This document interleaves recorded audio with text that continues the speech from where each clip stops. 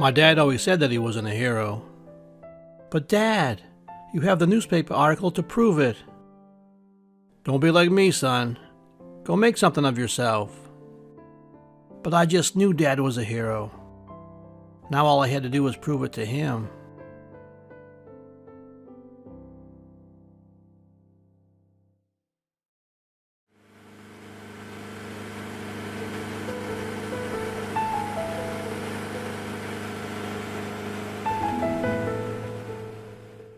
My parents must have felt like they were being dropped off at the end of the earth that cold winter day. The Coast Guard boat pushed away chunks of ice as they came along the tall granite dock. It was low tide, but Dad said it was always low tide when you had to unload a boat. He made several trips up the ladder with their belongings. My mother climbed up on her own and waited at the top. On his final trip, Dad cradled 2-month-old Becky in one arm and carefully climbed the crooked iron rungs with the other. With the new lightkeeper and his family safely on the dock, the boat captain yelled up, "We're heading back to Rockland. Call the base if you need anything." Abandoned and without a boat, my parents walked the icy road to the other side of the island, and the lighthouse they would call home for 2 years. After meeting up with the other crew members, they soon discovered the base at Rockland was stretched far too thin to provide them much transportation. Fortunately, they found themselves being shuttled to and from the island through the generosity of mainland lobsterman Bill Buttman, who asked nothing in return. On one instance, my mother went ashore for a doctor's appointment. The weather turned for the worst, and Dad found himself alone with the baby for 3 days. He quickly learned tending to a baby was far more challenging than tending to a lighthouse. Almost weekly, Dad petitioned the base commander for a boat. "How can I be the Coast Guard when I don't have a boat?" The commander would always give the same response. "You're a lighthouse keeper now, you don't need a boat." Finally, in August, being the squeaky wheel paid off, and Whitehead Light Station got their boat. It leaked a bit, and the engine kept stalling, but at least now they had a boat.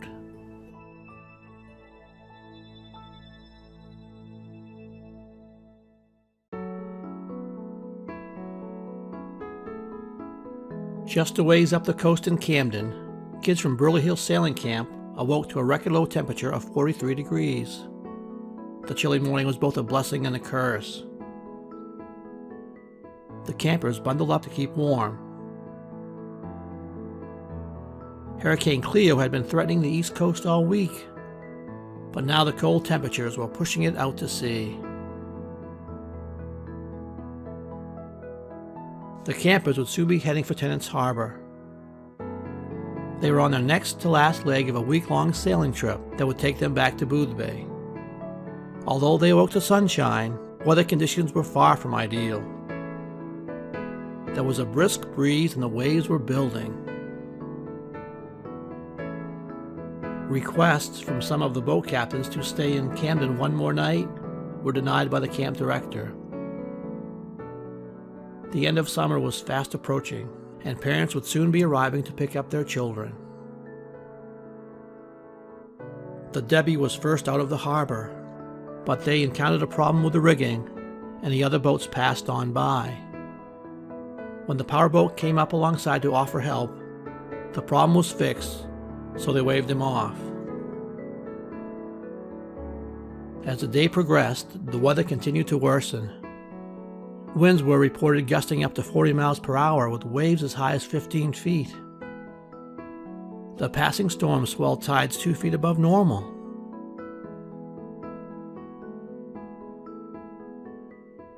The determined crew aboard the Debbie continued on. They consisted of 2 teenage girls, Leslie Lewis and Susan Cheever, and 2 teenage boys, Jeffrey Stark and Dan Granoff. The captain was camp counselor Peter Leyland. A little further along the route, they lost a crucial piece of equipment, their bailing can to help scoop water that washed over the bow. They had nothing left to bail with but a sponge and their bare hands. The other boats had raced ahead and were now far out of sight. 2 of them would have their own troubles later that day and would need to be towed to safety by the camp powerboat. It had been a busy day for the Coast Guardsmen on Whitehead Light Station. It was time to relax a bit before dinner and the evening chores. Alan Coulter was trying to beat my father at horseshoes. My sister Becky was sleeping nearby in her playpen. My mother was down along the edge of the water picking berries. She spotted a tiny sailboat making its way out into the open ocean. No place she would want to be on a day like this. But they looked to be doing okay, so she went back to picking her berries. Back on the sailboat Debbie, the young crew was chilled to the bone from the wet spray coming over the bow all afternoon. They were standing in water almost to their knees. To keep up their courage, they sang songs. My father was the keeper of the Eddystone Light, and he slept with the Mermaid one fine night. From this union there came 3, a porpoise and a porky, and the other was me. Go off, the wind blows free, oh fair life on the rolling sea. With one final wave over the bow, the boat groaned a last gasp and the Debbie was swamped. Leslie, Susan, and Dan were thrown into the water, while Peter and Jeffrey clung to the bow. What life jackets they had started to blow away in the wind. Dan grabbed one that was flying by and put it on. He swam 100 feet to retrieve another one. Just as he got there, the weight of his extra clothes from the early morning chill pulled him under.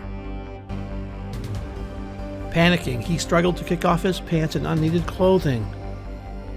He popped up to the surface, gasping for air.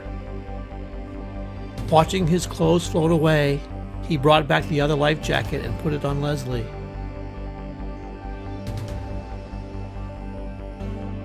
My mother looked up from her berries and scanned the horizon. Something didn't look right. She ran to the house, grabbed the binoculars, and looked out. The sailboat wasn't moving, and the mast was gone. She ran yelling to my father, "Russell, there's a sailboat in trouble. I think there are people in the water." My father started running and barking out orders to Alan. "Call Rockland and Burn Island. Get rescue boats coming." He then ran to the other side of the island where the boat was kept. He knew it was underpowered and no match for the heavy surf, but he had no choice and was going to attempt a rescue. All the way there, he kept wishing that he had a bigger boat. When he got there, alongside the dock was a bigger boat, a lobster boat. He looked around and saw a young man on the other side of the cove. Dad yelled out across the way. 16-year-old David Gamage came running. It was his grandfather's lobster boat. Dad explained the situation and asked who commandeered the boat. Instinctively, David jumped aboard and my father followed. They started the engine, cast off the lines, and were soon racing out of the harbor. Meanwhile, back at the sailboat Debbie, they had been in the water for over an hour. Tossed about by the waves, the situation seemed hopeless. The weather was rough. It was late in the afternoon. They were frightened and exhausted, and the cold Atlantic was draining the life from their bodies. All eyes were on Leslie. She was shaking, turning blue, and faintly weeping. It looked like at any moment she would let go of the boat and fade away into the deep. As the lobster boat Mabel battled the waves, the engine suddenly sputtered to a stop. There at the mercy of the ocean, my father and David looked at each other wide-eyed.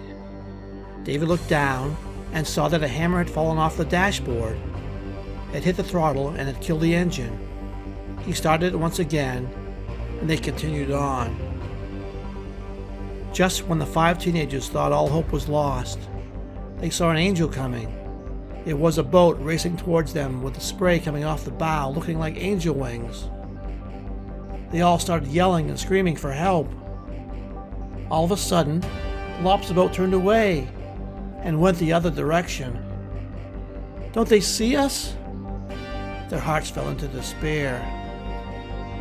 On the lobster boat Mabel, my father yelled to David, "Hey, where are you going?" They pointed at the ledges, just barely hidden underneath the water.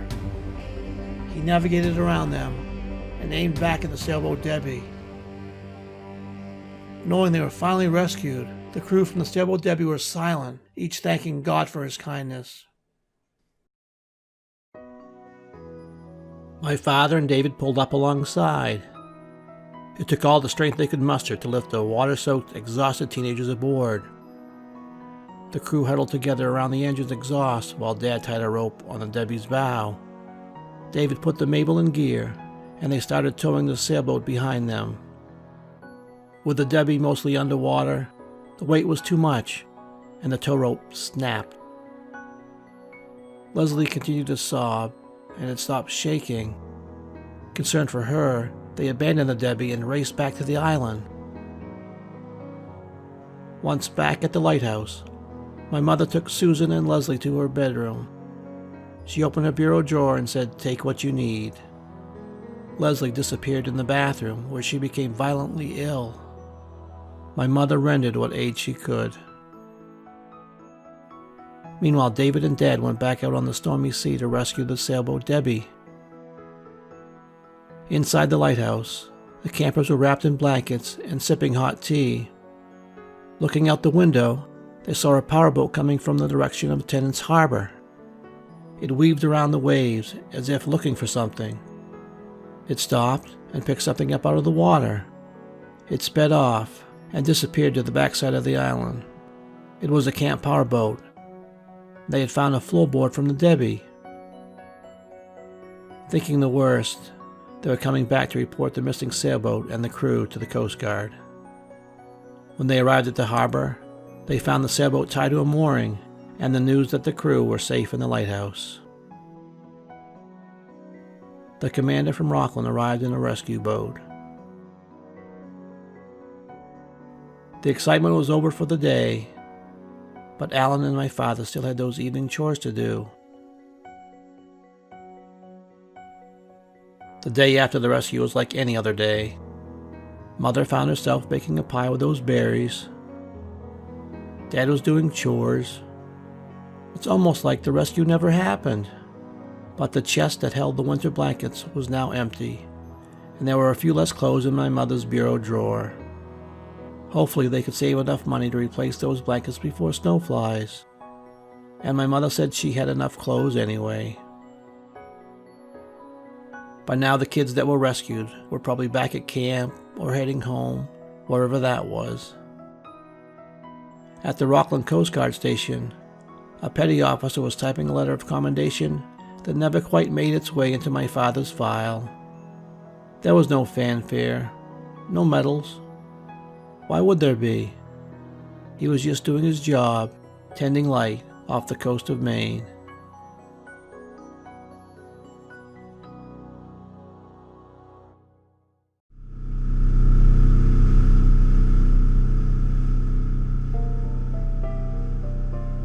I never did live on the island. Dad was transferred before I was born, but he assures me I am a product of Whitehead Light Station. As we approached the dock some 57 years after the rescue, I was not prepared for the flood of emotion. The island seemed like my home, as Dad's stories came to life. I did find there was more than one hero that day. There was a young mother with a watchful eye on the ocean, who offered all she had in an open palm. There was a brave 16-year-old at the wheel, with more knowledge of the island and its waters than someone twice his age, passed down from his father and grandfather. There was a young lighthouse keeper, haunted by the memory of losing his best friend overboard while serving on a destroyer in the Korean War. He vowed never to feel that helpless again. And there was a boatload of teenagers who were lifted up and out of the unforgiving ocean. And they were given a second chance to grow up to be heroes in their own right. And finally, I had the privilege to take my parents back to the place they once called home on Whitehead Island. My mother was 20 again, and Dad looked strong and full of life.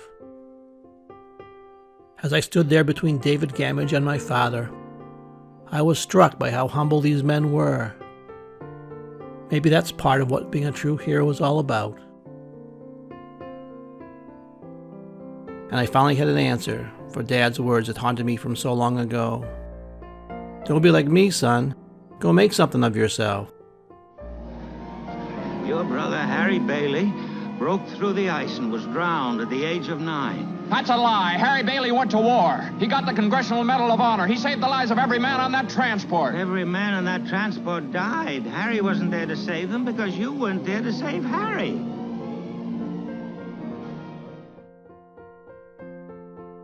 Don't you see, Dad? You really did have a wonderful life.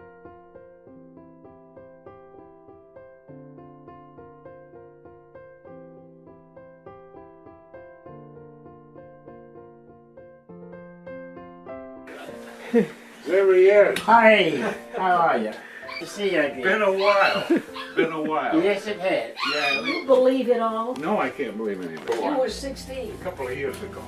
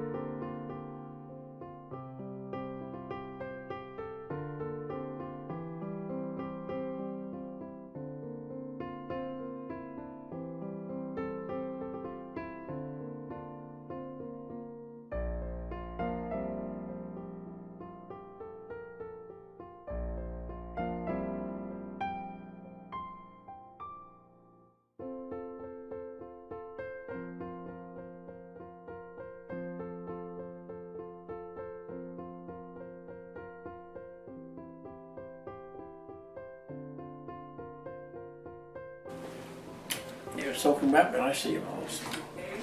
How on earth are you?